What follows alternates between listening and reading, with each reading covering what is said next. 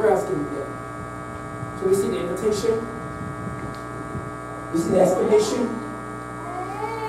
Let's look at the consideration. The consideration.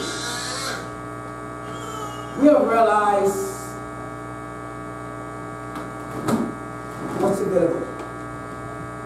You have to realize what's available. You have to.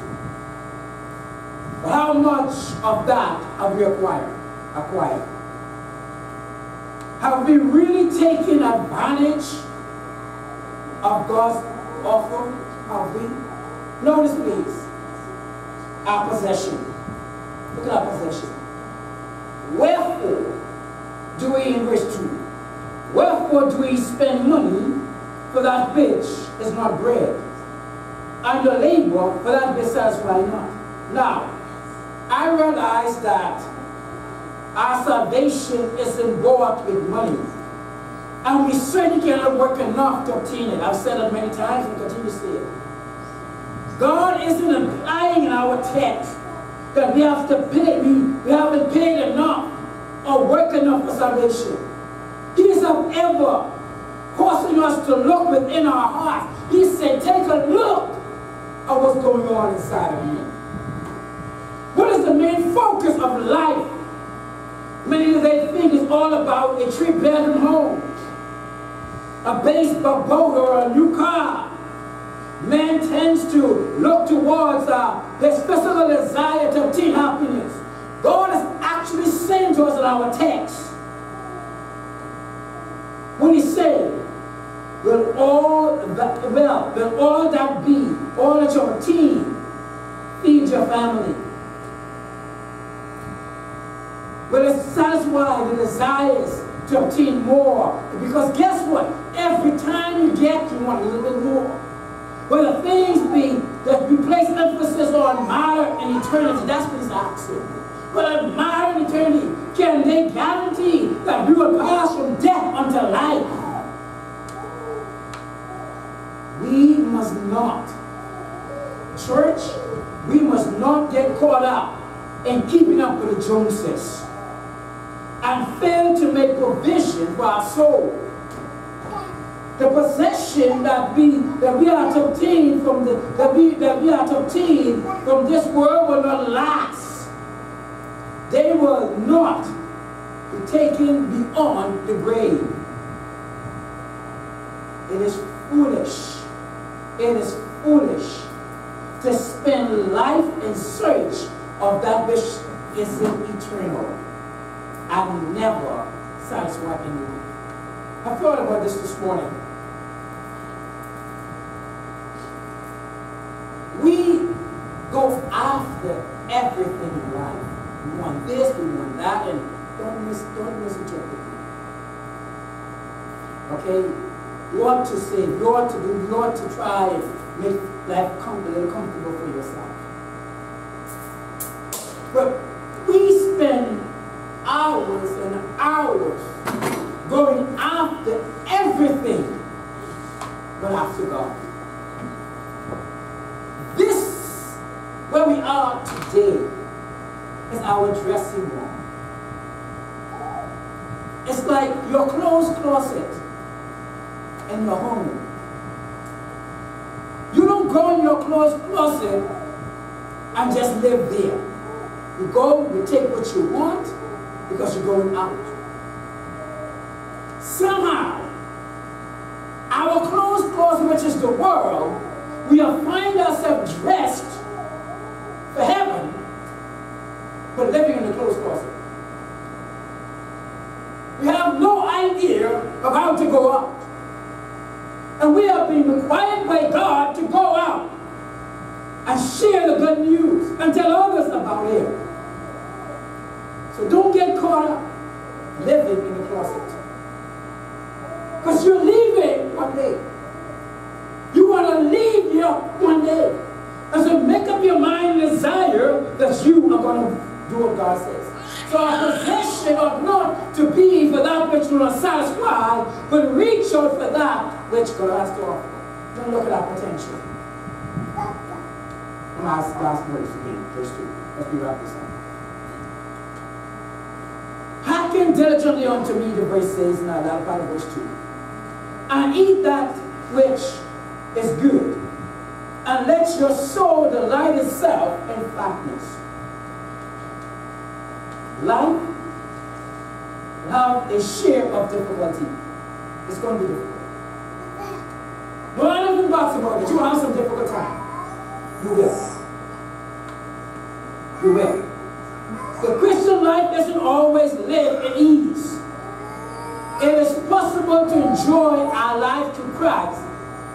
We can find all that we need in the Lord. Life doesn't have to be void and empty of God's abundance. It has so much to offer, and He has so much to offer to His children. So much God wants to give to us, and yet we don't get it. Again, I say I grew up in a time when it was difficult. But I had eaten in my mom's house. Growing up there, the table was full with all sorts of different things. There was more than enough to feed those who were there. Don't let it be during one of the festival time. Everything you want, the table is spread. And if anyone left hungry, it was their own fault. Their own fault. Visit St. Thomas, lived in St. Thomas for a while. And during the Christmas time, we will go Christmas caroling. We start like it was 6 o'clock or a little later than that. Christmas Eve, we do caroling. We go from house to house to house. And every house you go in, they offer you food. And by right courtesy, you ought to take it. You eat as much as you can. And we did that.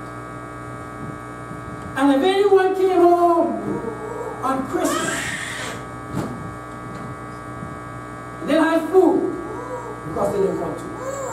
Because you had what they offered you, and then you had your own Christmas meal too. It's more than enough. I say that to say this.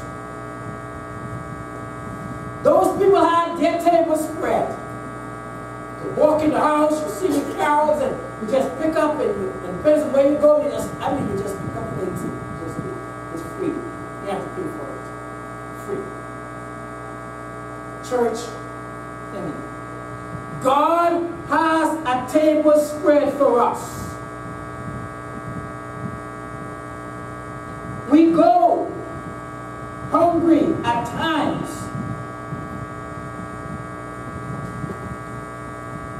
It isn't because God hasn't provided.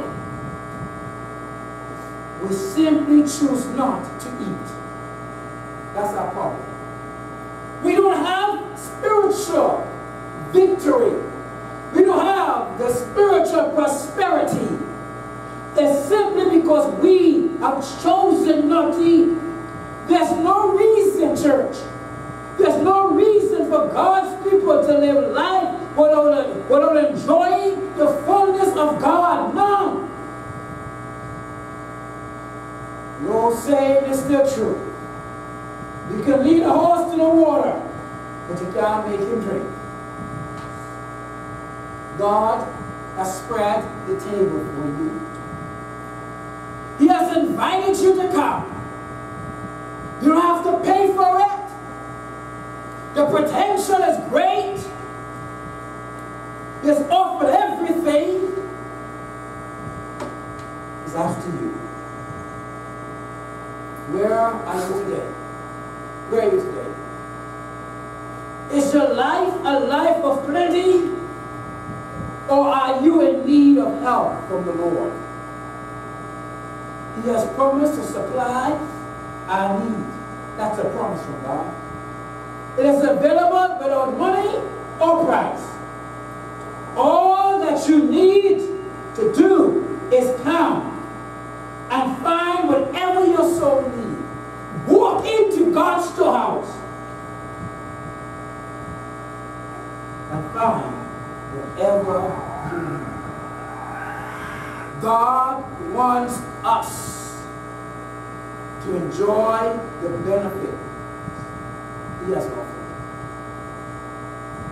He wants us to enjoy the benefit He has offered. He has offered us a life of plenty.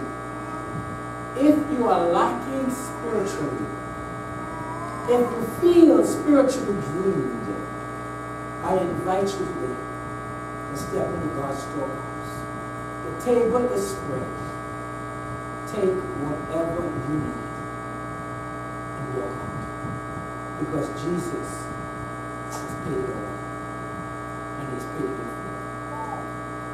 Just for you. Just for you. Our Father and our God. We thank you that you paid the price.